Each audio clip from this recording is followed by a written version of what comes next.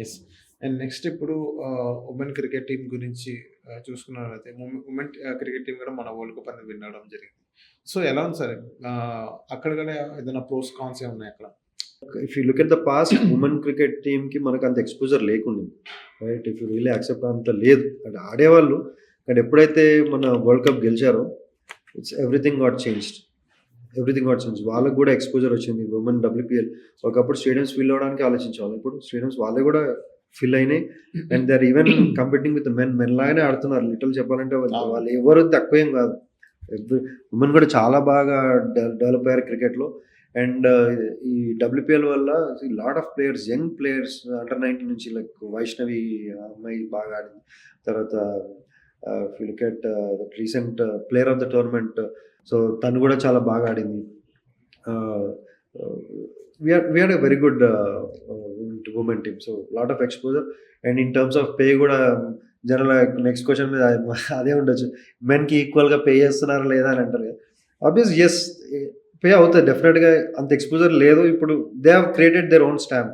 వాళ్ళకంటూ ఒక ముద్ర వేసుకున్నారు కాబట్టి డెఫినెట్‌గా they in terms of commercials కూడా they are nothing less than men. So by the end of the day it's an Indian cricket. Everyone are same. Yes.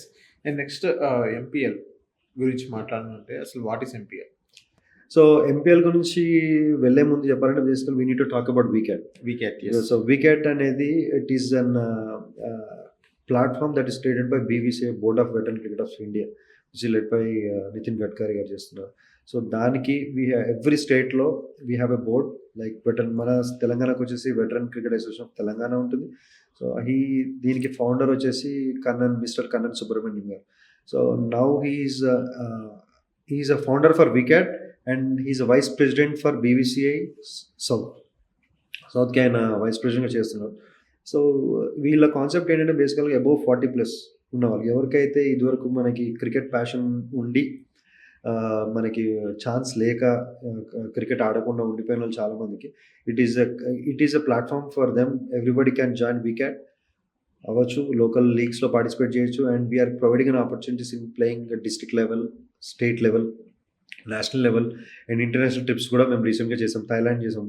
India, Pakistan, Afghanistan, Sri Lanka ఇవన్నీ 40+ tournaments థాయిలాండ్‌లో జరిగింది రీసెంట్‌గా.